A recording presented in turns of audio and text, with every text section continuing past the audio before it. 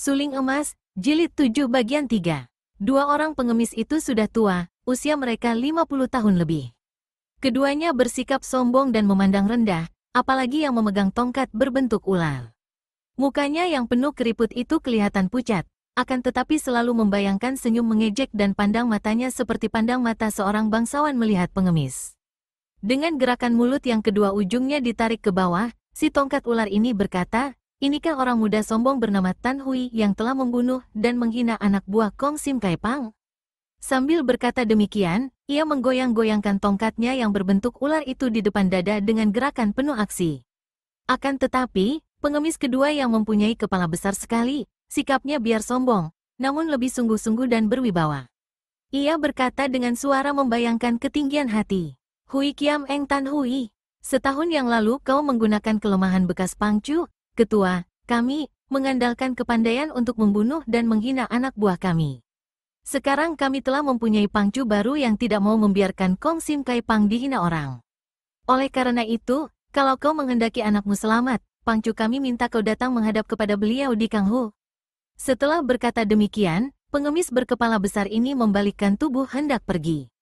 "Heh, mungkin dengan minta-minta ampun dan mengajak dia ini menghadap Pangcu, kau akan diampuni," kata si pengemis bertongkat ular yang lalu membalikkan tubuh pula, kemudian dengan langkah dibuat-buat ia meninggalkan tempat itu, setelah melirik-lirik ke arah Lucian.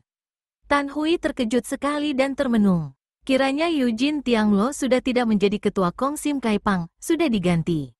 Pantas timbul urusan ini, pikirnya. Akan tetapi, kemanakah perginya Eugene Tianglo? Dan siapa penggantinya? Ia harus lekas-lekas datang ke Kang Hu dan semua pertanyaan itu tentu akan terjawab. Terhadap sikap dua orang pengemis tua itu, Tan Hui sama sekali tidak ambil peduli. Boleh jadi Tan Hui menganggap mereka itu tidak perlu dilayani. Akan tetapi tidak demikian dengan Lucian. Dia masih dapat menahan kesabarannya melihat dua orang itu memandang rendah Tan Hui. Akan tetapi ketika pengemis kurus bertongkat ular itu membawa-bawa dia yang jelas sekali mengandung maksud kotor dan kurang ajar, mana mungkin Lucian berlaku sabar lagi? Nanti dulu, Lokai, pengemis tua, yang baik, aku mau bicara denganmu." Dengan langkah cepat Lucian mengejar. Tan Hui mengerutkan keningnya. Sahabat barunya ini benar-benar seorang wanita yang tidak tahu bahaya, pikirnya. Melihat ikat pinggang putih lebar yang dipakai kedua orang pengemis itu, terbukti bahwa mereka adalah pimpinan Kong Sim Kai Pang dan sudah terkenal bahwa para pimpinan Kong Sim Kai Pang adalah orang-orang yang memiliki ilmu silat tinggi. Sekelebatan saja ia tadi dapat menerka bahwa si kepala besar adalah seorang ahli elwekang yang amat kuat, sedangkan si kurus itu agaknya seorang ahli bermain ilmu tongkat. Ia dapat menduga bahwa Lucian tentu hendak mencari perkara, maka diam-diam ia merasa khawatir, akan tetapi juga ingin sekali ia tahu sampai di mana kelihayan dua orang pengemis itu dan terutama wanita yang menarik hatinya ini. Tadi ia hanya menaksir kelihayan Lucian melihat cara ia menyambit dengan sumpit, akan tetapi sesungguhnya hal itu belum dapat dijadikan ukuran. Karena keinginan tahu inilah, maka ia tidak menghalangi Lucian, melainkan mendekat agar dalam keadaan berbahaya, ia dapat memberikan pertolongan dengan cepat. Kedua orang pengemis itu berhenti. Si kepala besar tidak bergerak, hanya membalikkan tubuhnya, akan tetapi si kurus sudah melangkah lebar menghadapi Lucian sambil memutar-mutar tongkat ularnya dan menyeringai. "Nona mau bicara apakah?" Ia melangkah maju sampai dekat sekali sehingga terpaksa Lucian mundur dua langkah. "Harum, sedap," si pengemis mengembang kempiskan hidungnya karena memang tercium keharuman luar biasa ketika ia mendekati Lucian. Diam-diam Tan Hui mendongkol sekali terhadap pengemis itu. Memang ia sendiri diam-diam sudah menjadi heran ketika ia mencium keharuman dari tubuh Lucian, akan tetapi mendengar seruan kurang ajar itu ia merasa panas dadanya. Benar-benar tidak patut sikap seorang pimpinan Kong Sim Kai Pang seceriwis itu. Lucian sengaja melempar senyum manis, matanya bergerak-gerak dengan kerling tajam, kemudian ia berkata, "Orang tua yang baik, kau tadi bilang kepada Tan Eng Hiong supaya mengajak aku menghadap Pangcumu agar mendapat pengampunan. Apa artinya itu?" Si pengemis tertawa. "Hehehe, Nona seorang yang cantik luar biasa seperti bidadari, harum seperti mawar hutan. Pangcu baru kami masih muda, tentu girang hatinya bertemu dengan orang seperti Nona, dan mungkin kemarahannya terhadap orang Sitan akan mencair." Di dalam hati Lucian mendongkol.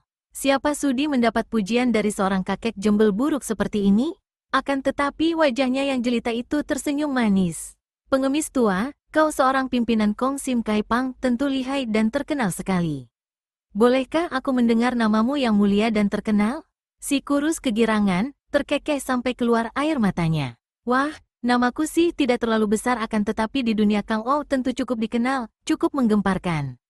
Julukanku adalah Sin Koa Koa Hitung, tongkat aneh ular sakti. Kakek jembel itu mengharapkan Lucian menjadi kagum. Akan tetapi ia sejenak tercengang ketika melihat gadis itu bertepuk tangan memuji. Hanya sejenak ia bingung melihat cara menyatakan kagum seperti ini, akan tetapi hatinya lalu membengkak besar saking bangganya.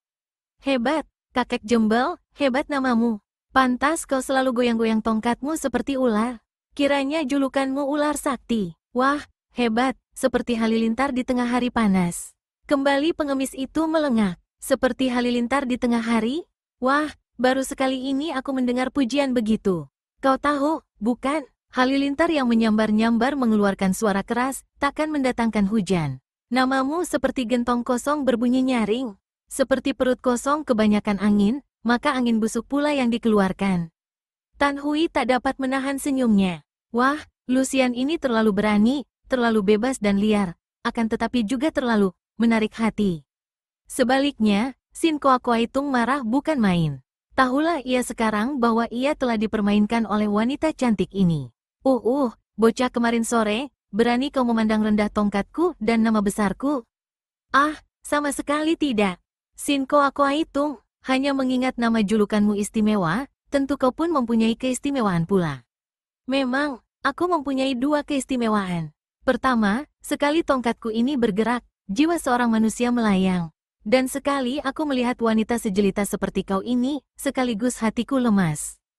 Ternyata kakek ini tidak hanya lihai julukannya, juga lihai pula mulutnya sehingga serentak ia mampu membalas. Namun ia menghadapi Liu Lucian, gadis yang lincah jenaka, liar ganas, dan pandai bicara. Sayang sekali, tua bangka jembel. Mulai hari ini julukanmu akan berganti dengan tongkat buntung ular buduk, kata-kata ini ditutup dengan gerakan tangan dan sing. Pedang Toa Hong Kiam sudah berada di tangan kanan sedangkan tangan kirinya di saat itu juga sudah mengibaskan 7 batang siang Tok Ciam yang hanya tampak sebagai kilatan sinar merah yang semuanya menuju ke arah muka si pengemis kurus. Aih, pengemis itu kaget bukan main, akan tetapi ia lihai. Dalam kegugupannya, tongkatnya sudah diputar cepat melindungi mukanya sehingga jarum merah itu kena dipukul runtuh. Monyet tua, makan pedangku. Lucian sudah menerjang lagi dengan pedangnya. Ia menggunakan ilmu pedang Toa Hong Kiam Hoat, cepatnya bukan main, dahsyat bagaikan angin badai, sesuai dengan sifat dan namanya. Seperti badai mengeluarkan kilat bertubi-tubi, dalam serentetan serangan pedangnya sudah menyambar ke arah 5 jalan darah berturut-turut. Orang, ting, kring kring kring. 5 kali pengemis itu menangkis dengan tongkatnya. Keringat dingin mengucur membasahi mukanya karena hampir saja ia tak dapat menahan serbuan hebat itu. Baiknya ilmu tongkatnya memang lihai, maka setelah berhasil menangkis 5 kali sambil mengeluarkan seruan kaget, ia melompat ke belakang menjauhkan diri agar terlepas dari rangkaian kilat menyambar itu. Lucian berdiri tersenyum memandang dengan sinar mata berseri-seri mengejek. Ular buduk, apakah kau tidak lekas berlutut minta ampun?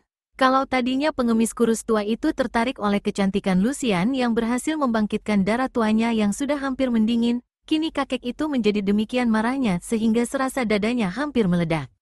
Sejenak ia tak dapat mengeluarkan kata-kata. Setelah menelan ludah beberapa kali, barulah ia berteriak-teriak. Bocah setan, agaknya kau sudah bosan hidup. Berkata demikian, ia lalu memutar tongkatnya dan menerjang maju.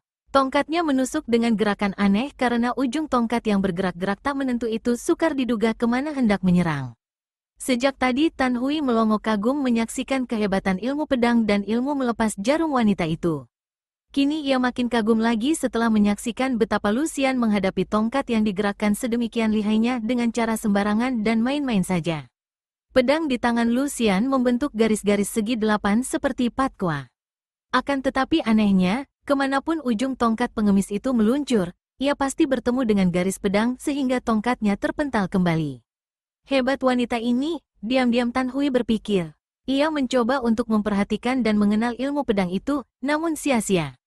Sifatnya seperti Pat Kua Kun, akan tetapi ada kalanya mirip ilmu pedang Pat Sian Kiam Hoat yang tersohor, namun ini hanya mirip belaka karena sifatnya benar amat berlainan. Ilmu pedang ini aneh dan menyembunyikan sifat yang amat ganas. Dalam waktu singkat saja Sin Koa Koaitung merasakan keganasan ini karena tiba-tiba garis-garis itu berubah menjadi lingkaran berputar-putar dan tiba-tiba dari kedudukan mempertahankan, pedang itu berubah menjadi pihak penyerang karena setiap tangkisan dilanjutkan dengan tusukan yang kesemuanya mengarah bagian berbahaya. Mulailah pengemis itu terdesak dan celakanya, tangan kiri Lucian terus-menerus bergerak, sekali bergerak menyambarlah sebatang jarum merah yang berbau wangi. Sambaran jarum dibarengi tusukan pedang. Serangan ilmu pedang Pat Mo Kiam Hoat ciptaan Pat Jiu Sin Ong saja sudah hebat, apalagi kini ditambah dengan serangan Siang Tok Chiam, tentu saja ia menjadi repot sekali. Menarilah, ular buduk, menarilah. Lucian berkata mengejek dan menyerang makin gencar dengan jarum dan pedangnya. Sengaja ia menutup jalan bawah dengan serangan jarum bertubi-tubi sedangkan pedangnya merangsak ke arah muka sehingga keadaan pengemis itu seperti seekor kera dikeroyok tawon. Ia meloncat-loncat menghindarkan kakinya dari sambaran jarum, sedangkan sedapat mungkin ia melindungi mukanya dari ancaman pedang dengan pemutaran tongkatnya yang sudah tidak karuan lagi gerakannya. Tiba-tiba Lucian membentak, disusul teriakan kesakitan. Cepat sekali hal ini terjadi, tahu-tahu pengemis itu roboh dengan paha tertusuk jarum dan telinganya menggelinding ke dekat kaki Lucian dan sekali bacok, tongkat itu pun buntung. Nah, bukankah kau sekarang menjadi tongkat buntung ular buduk? Lucian mengejek. Kebetulan saat itu Lucian berdiri membelakangi pengemis kepala besar, dan agaknya ia tidak tahu betapa dengan penuh kemarahan kakek pengemis itu sudah melompat maju dan mengirim pukulan dengan tangan kosong yang menimbulkan angin bersiutan. Jangan curang, tiba-tiba Tan Hui berseru. Tempat ia berdiri cukup jauh, akan tetapi sekali kakinya menjejak tanah, tubuhnya berkelebat cepat luar biasa dan di lain saat ia telah menangkis pukulan jarak jauh yang dilakukan pengemis kepala besar.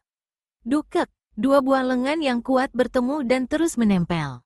Alangkah kaget hati Tan Hui ketika mendapat kenyataan betapa lengannya seakan-akan lekat dan tak dapat ditarik kembali. Ia maklum bahwa pengemis itu mempergunakan elwekang yang amat tinggi, maka terpaksa ia pun lalu mengerahkan elwekangnya untuk melawan. Mereka bertanding tanpa bergerak, hanya kedua lengan saling tempel, saling mendorong dengan pengerahan tenaga elwekang.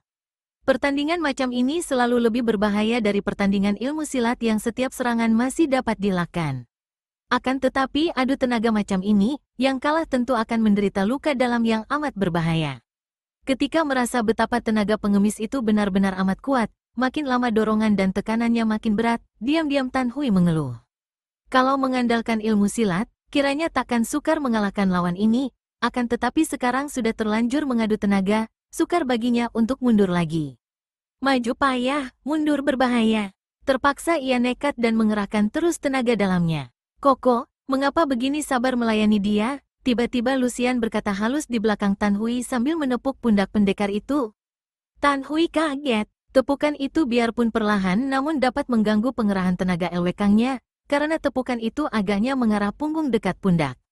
Namun untuk menghindarkan diri tak mungkin. Celaka, pikirnya, apakah Lucian ini hendak mencelakai aku?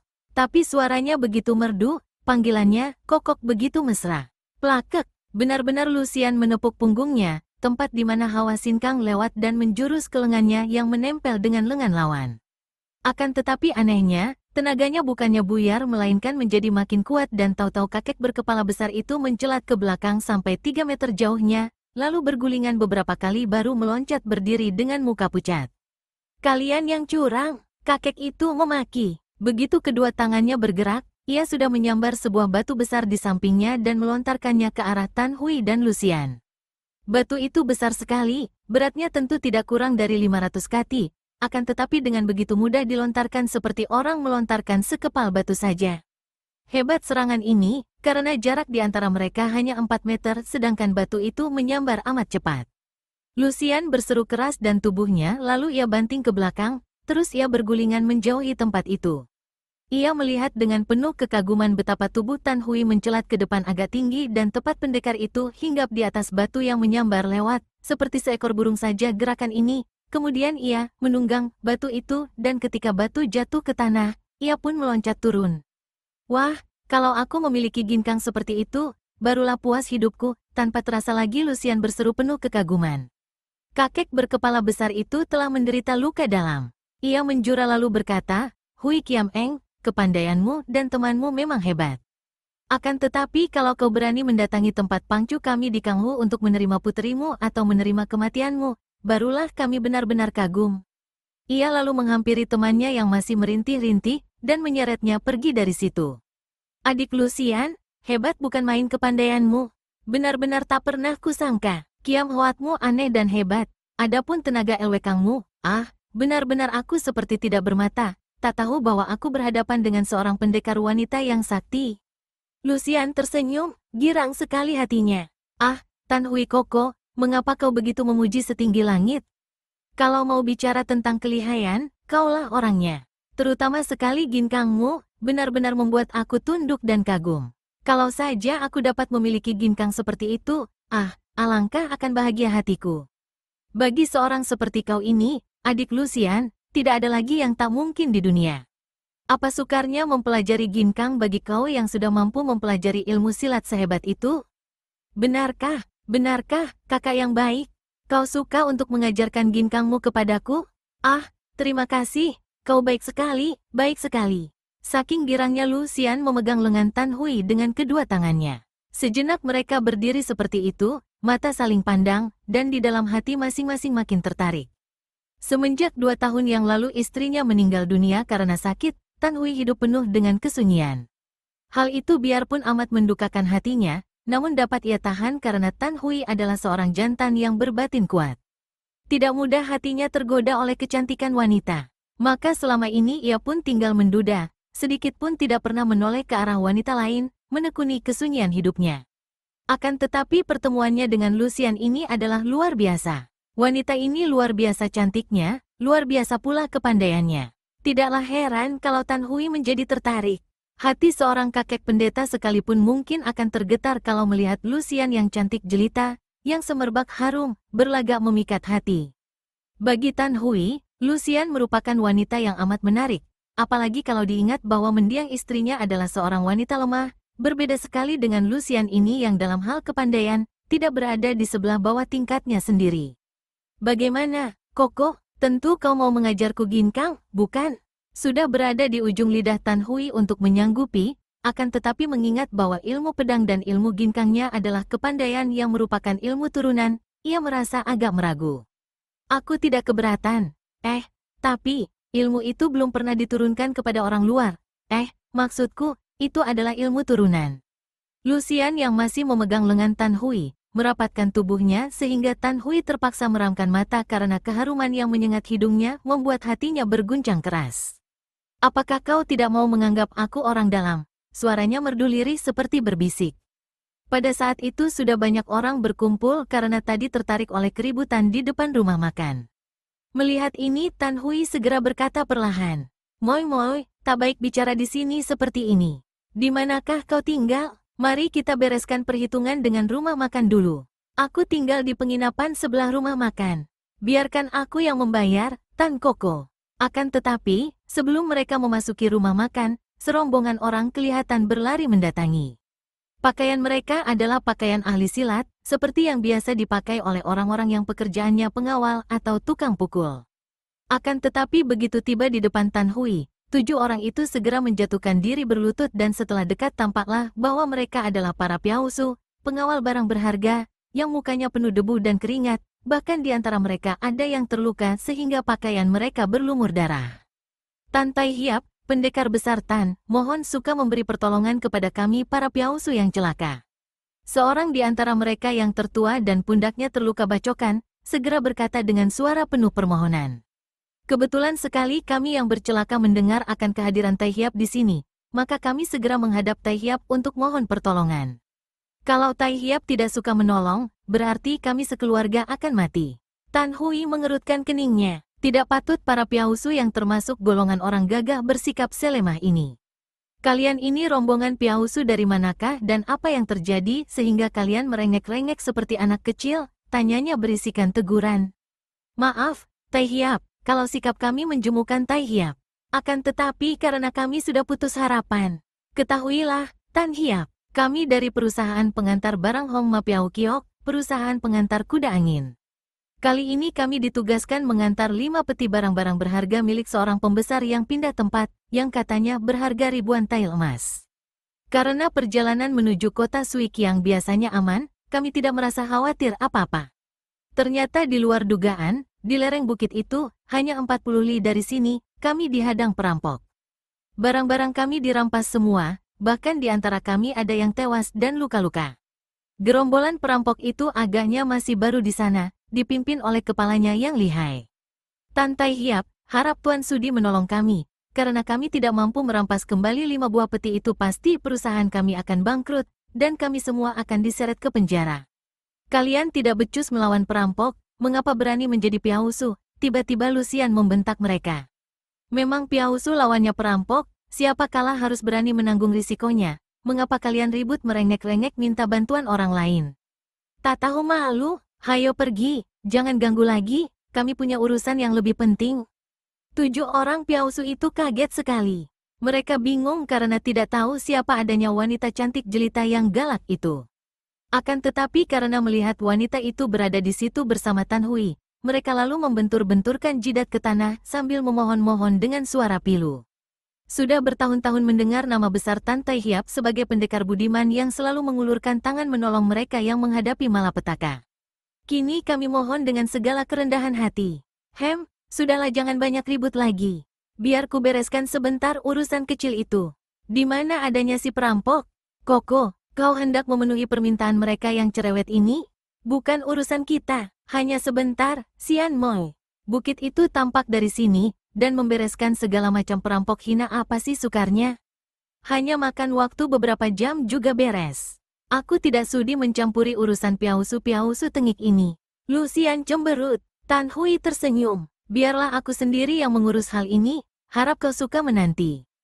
Tak lama aku kembali. Lucian tidak menjawab, keningnya berkerut dan matanya memandang ke arah para piausu dengan marah. Kemudian ia membalikkan tubuh memasuki rumah makan. Setelah Tan Hui pergi dengan cepatnya diikuti para piausu yang seakan-akan hidup kembali karena mendapat harapan besar tertolong. Lucian lalu dengan sikap uring-uringan membayar harga makanan, menyuruh pelayan rumah makan mengambil alat tulis, lalu ditulisnya beberapa huruf di atas kertas yang kemudian dilipatnya dan diserahkannya kepada pengurus rumah makan. Kalau Tan Tai Hiap datang, kau berikan surat ini kepadanya. Awas, jangan sampai lupa, surat ini sama harganya dengan sepasang telingamu. Pengurus itu yang tadi melihat betapa wanita kosen ini membikin buntung telinga seorang pengemis lihai, menjadi ngeri dan hanya dapat memandang dengan lidah keluar ketika Lucian dengan langkah gesit keluar dari situ. Mengapa terjadi keanehan pada perkumpulan Kong Sim Kai Pang? Dahulu perkumpulan ini terkenal sebagai perkumpulan pengemis yang mengutamakan kegagahan dan kebaikan, di bawah pimpinan Eugene Tianglo yang terkenal bijaksana dan keras terhadap anak buahnya, sehingga jarang terjadi anak buah perkumpulan ini berani melakukan penyelewengan. Akan tetapi, memang terjadi perubahan hebat sejak 3 bulan yang lalu. Seorang laki-laki berusia 30 tahun lebih bernama Po Qi Lui, berasal dari pantai lautan Po Hai, datang membuat gara-gara. Po Qi Lui ini bukan orang sembarangan, ia murid seorang sakti yang bertapa di dalam gua-gua sepanjang pantai Po Hai.